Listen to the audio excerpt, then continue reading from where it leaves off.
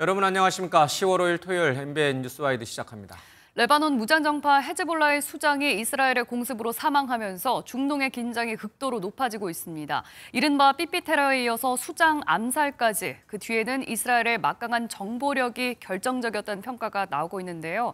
우리에게는 또 어떤 시사점이 있는지 문성묵 한국국가전략연구원 통일전략센터장 모시고 자세한 얘기 나눠보도록 하겠습니다. 안녕하십니까? 네, 안녕하십니까? 먼저 이 이스라엘과 레바논 헤즈볼라와의 전쟁이 이란의 참전으로 중동전 다시 중동 전체 전쟁으로 확대될 가능성이 있다. 이제 이런 전망까지 나오고 있는데 군사 전략가로서 어떻게 보세요? 예, 말씀하신 대로 지금 미국을 비롯해서 전 세계가 지금 중동 상황을 주목하고 있지 않습니까? 네. 꼭 1년 됐습니다. 오늘이 5일이니까 작년 10월 7일, 앞으로 이틀 후면 딱 1년이 되는데 하마스, 가자지구 하마스가 이스라엘을 기습 공격을 했고 그걸로 인해서 하마스와 이스라엘의 충돌이 이제 발생을 했지 않습니까? 네. 많은 인질이 잡혀갔고 또 희생이 됐고 거기에 대한 보복으로 이스라엘이 가자지구를 지상전을 감행을 했고 사실 1년 가까이 하마스를 괴멸시키는 목표를 진행을 했어요. 최근에 이란의 수도 테헤란에서 하니에라고 하는 그 하마스의 정치 지도자가 사망을 했지 않습니까? 이스라엘에 의해서 암살 공격이 암살이 됐죠. 그래서 사실 그때 당시에도 이란이 바로 보복하지 않겠냐. 테헤란 수도에서 그런 일이 벌어졌는데 근데 안 하고 있었어요, 이란이요. 아마 굉장히 많은 고민을 하고 있을 겁니다. 사실 이란이 이 중동 지역에서 이스라엘을 상대하는 소위 말하는 저항의 축, 하마스를 비롯해서 헤즈볼라, 그다음에 후티 반군, 그리고 시리아 민병, 이라크 민병대 이런 세력들을 이란이 계속 돕고 있고 키웠고 이란을 대신해서 이스라엘을 공격을 해왔거든요. 그렇기 때문에 이스라엘 입장에서는 헤즈볼라가 계속 이스라엘을 공격해왔기 때문에 하마스를 제압한 다음에는 이제 헤즈볼라를 이번에 손을 보겠다. 그래서 최근에 하산 나스랄라 그 수장이 이제 결국 살해를 지하에 숨어 있다가 이제 이스라엘 그 벙커버스터 공격으로 이제 살해를 당했는데 그래서 지금 이란이 최근에 200발 보복 공격을 했어요. 미사일 공격을 했죠. 미사일 보복 공격을 아주 뒤늦게 했는데 공격할 당시에 미국에 사전에 알려줬습니다. 그리고 그게 이스라엘에도 알려줬고 그렇기 때문에 피해가 거의 없었어요. 이스라엘에. 그리고 또 이란이 그런 얘기를 했습니다. 이스라엘이 반격하지 않으면 이걸로 끝내겠다라고 얘기한 것은 이란도 사실은 확전하고 싶지 않은 그런 이유가 있는 겁니다. 우선 경제적으로 어렵고요. 이란이 뭐 오랜 제재로 인해서 경제가 거의 피폐한 상태고 그리고 또 한 가지는 이란 입장에서는 미국이 돕는 이스라엘을 상대할 수가 없거든요. 모든 전쟁이라는 것은 승산이 있어야 할 수 있는 것인데 이란으로서는 그런 상황이 되지 않기 때문에 지금은 확전으로 갈 가능성, 위험이 없는 건 아니지만 그러나 그 가능성이 지금으로서는 조금 낮아진 상태가 아니냐. 이 기회를 이용을 해서 사실 이스라엘 입장에서는 자기를 대적했던 적들을 이번에야말로 제압하겠다. 또 미국의 대선이 이제 한 달여밖에 안 남았기 때문에 막 그런 기회로 작용하는 과정이 지금 진행이 되고 있습니다. 이번 과정에서 이스라엘의 전략, 전술 등에 또 굉장한 관심이 쏠리고 있고 또 주목이 되고 있는데 헤즈볼라의 수장이 지하 벙커, 그러니까 거의 18m 깊이에 뭐 아파트로 따지면 7층 높이에 그 깊이에 있던 그 수장이 어떻게 암살이 됐을까? 뭐 아까 앞서서 벙커버스터 얘기를 해주셨는데 이게 지하 벙커라고 하면 사실 굉장히 안전한 곳이라고 생각이 되잖아요. 그 깊은 곳까지 어떻게 침투할 수 있었을까? 앞서 이제 여는 말에서 말씀하셨듯이 이스라엘의 정보 역량을 말씀하셨잖아요. 그래서 이번에 최근에 보면 이스라엘이 헤즈볼라 측이 휴대전화가 이제 위치 추적이 되니까 보안을 강화한다는 차원에서 삐삐를 사용을 했는데 그 이스라엘이 이미 8200부대, 8200 부대라고 하는 이 정보부대죠. 이 정보부대를 통해서 그 삐삐에 폭약을 심어가지고 원격으로 그걸 폭파시키면서 많은 인원들이 희생이 됐고요. 그런 걸 보면서 이제 헤즈볼라 수장 나스랄라도 사실 자기 위치를 노출하지 않기 때문에 그 위치를 알 수가 없습니다. 알 수가 없는데 결국은 이번에 나스랄라가 살해된 것은 정보 역량이 분명히 있어요. 예. 그러니까 지금 이스라엘이 모든 정보 역량, 도청, 감청, 위치 추적, 통신망, 교란 뭐 이런 것에 온 역량을 집중을 해서 예. 나스랄라를 추적을 했고 예. 아마 그 지하 7층 높이 깊이에서 예. 회의를 하고 있는 것까지 이미 이스라엘은 파악해서. 파악을 한 겁니다. 예. 그런데 그 시점을 이제 언제 타격을 할 것인가. 그런데 그 시점이 보면요. 예. 그 네타냐후 총리가 유엔 연설할 때였어요. 네. 아마 제가 볼 때는 헤즈볼라 측이 조금 심할 방심한 수 것 있을 때. 같아요. 예. 뭐 네타냐후가 외국에 있는데 예. 감히 우리를 공격하겠냐, 못할 것이다. 아마 그런 것이 조금 방심한 것이 아닌가라는 생각인데 예. 정보력과 함께 미국이 제건 BLU-109라고 하는 벙커버스터입니다. 예. 탄두 무게가 약 한 800, 900kg 정도 되는데 이건 지하 콘크리트 2m 벽을 뚫을 수 있고요. 예. 지하를 관통해서 폭파하는 것인데 이걸 F-15 전투기에 탑재를 해가지고 예. 공대지 미사일로 8대가 예. 이 폭격을 한 겁니다. 아. 결국은 이 살해가 된 예. 것이죠. 정보력을 말씀을 해 주셨는데 만약에 정보가 있다고 해도 그게 상당히 믿을만하고 이거는 정말 확신할 수밖에 없다라는 정도의 수준이 돼야 하지 않겠습니까? 그럼요. 왜냐하면 정보를 들었지만 만약에 헤즈볼라 수장이 그 자리에 없었다, 만약에 암살을 하지 못했다 했다면 그 정도의 폭격을 가했을 때 또 민간인의 피해가 커질 수 있고 국제사회 비난도 커질 수밖에 없을 텐데요. 맞습니다. 이제 정보는요 크게 이 인간 정보, 휴민트라고 얘기를 하죠. 예. 그다음에 기술 정보가 있습니다. 이 기술 정보에는 뭐 신호 정보도 있고 영상 정보도 예. 있고 여러 정보들이 있는데 지금 이스라엘의 정보력을 하는 것은 모사드라고 하는 유명한 그 정보기관이 있지 않습니까? 예. 아까 8200 부대도 말씀드렸습니다만 그 모든 정보, 기술 정보와 함께 인간 정보, 일부 보도에 따르면은 이란의 정보 부대의 주요지기에 이미 이스라엘 첩자, 다시 말하면 정보 요원들이 들어가 있다. 그 그렇다면 대단한 헤즈볼라 정보력에는 내에도 그런 인원들이 있어서 예. 그 인원들이 이 헤즈볼라의 수장이 어디에서 뭘 하고 있는 그 동선을 이미 파악하고 있었다. 실시간으로 항상. 실시간 파악을 하고 있었다라는 걸 볼 수가 있는 것이거든요. 어떤 대단한 최신 기술 이런 것보다 오히려 인적 인간 정보 정보가 자원이 휴민트라고 하는 가장 인간 정보가 정확했다라는 훨씬 더 말씀이신가요? 정확도가 높은 것이죠. 그런 걸 통해서 이번에 물론 작년 10월 7일은 그 정보력이 실패하는 바람에 하마스의 공격을 받았거든요. 예. 네. 아무리 정보력이 뛰어나더라도 그 정보를 인정하고 대비하는 정책 결정자가 예. 그 정보를 사용을 해야 그렇죠. 되는데 예. 이번에 작년에는 실패한 것이고 이번에는 성공을 해서 예. 지난번에 하마스의 수장도 제거를 했고 이번에 헤즈볼라의 수장도 제거를 한 것입니다. 그러니까 지금 이 헤즈볼라가 상당한, 그러니까 하마스와는 다르게 상당한 어떤 무기 체계라든지 전술 능력을 갖고 있는 걸로 알고 있었는데 이스라엘이 선제적으로 그런 이제 내부 첩자를 활용해서 뭐 주요 미사일 사령관, 군 사령관부터 시작해서 헤즈볼라 군 지도부를 그냥 먼저 다 살해하니까 그냥 우왕좌왕하면서 대응을 못하고 일방적으로 지금 당하고 있는 거죠. 예, 일단 그렇게 봐야 될 겁니다. 헤즈볼라의 지휘부, 물론 이제 후계자가 옹립이 되겠습니다만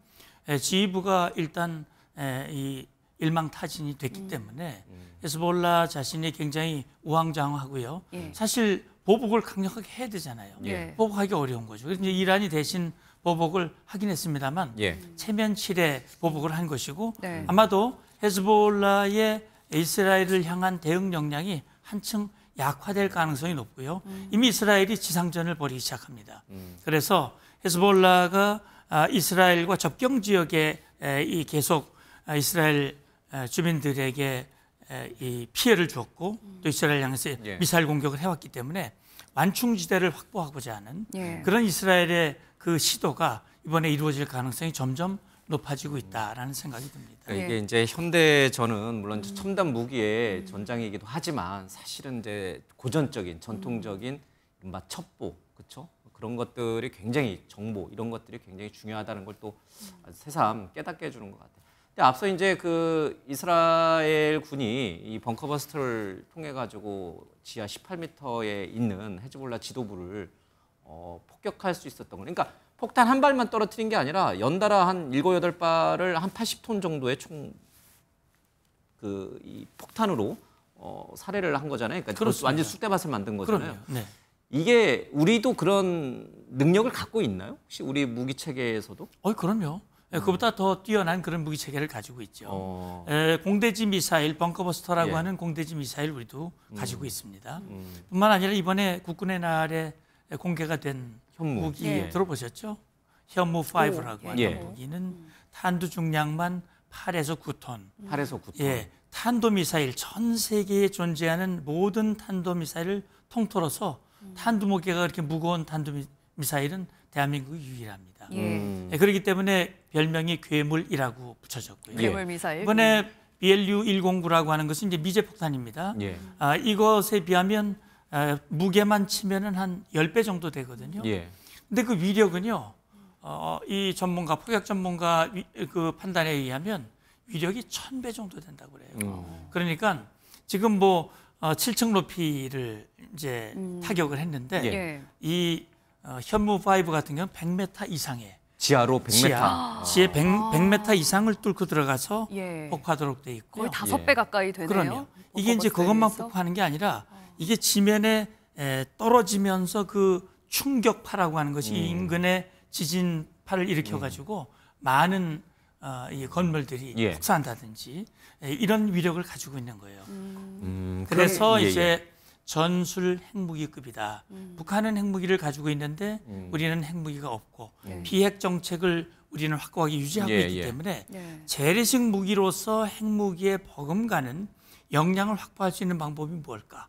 그런 것들을 강구하는 과정에서 지금 이렇게 이 현무5와 같은 그런 역량을 우리가 확보할 수 있게 된 거예요. 그래서 이번에 국군의 날 때 그거를 이제 우리가 한번 선보였잖아요. 원래는 이제 우리가 갖고 있는 건 다 알고 있었는데 이렇게 공개를 한 적은 없었으니까 그걸 보니 이제 북한의 반응이 굉장히 날카로울 수밖에 없는 겁니다.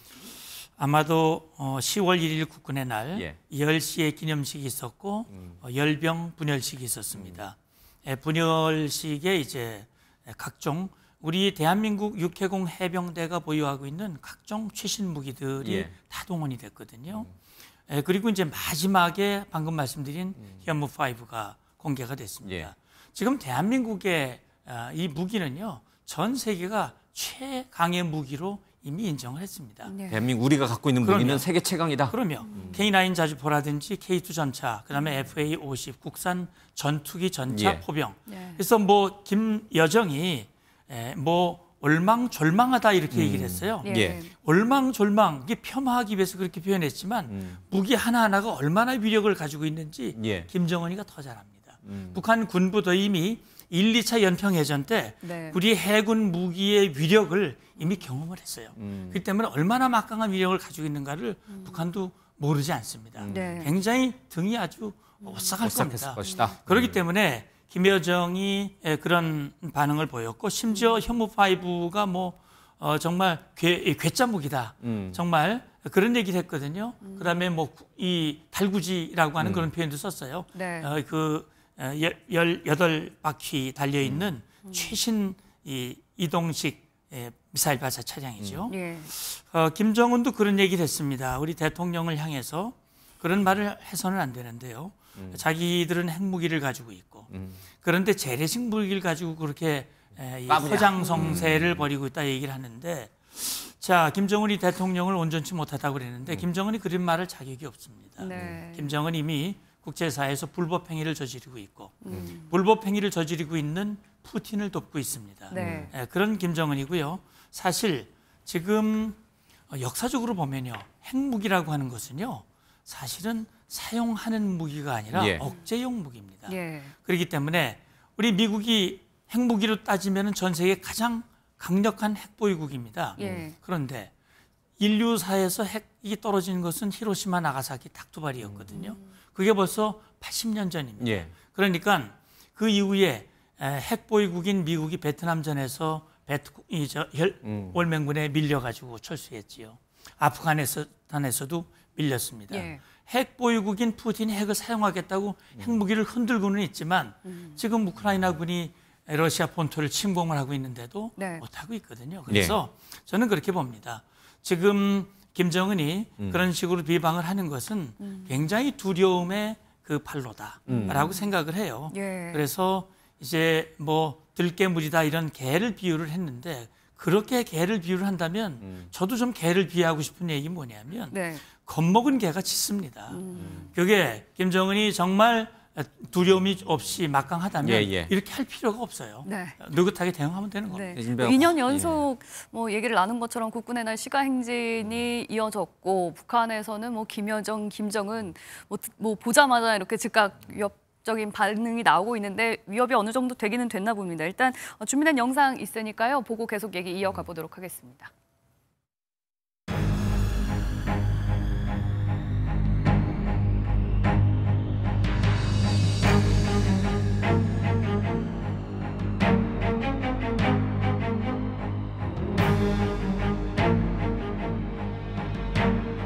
현무는 북한 전 지역에 대해 초정밀, 초고위력 타격이 가능하며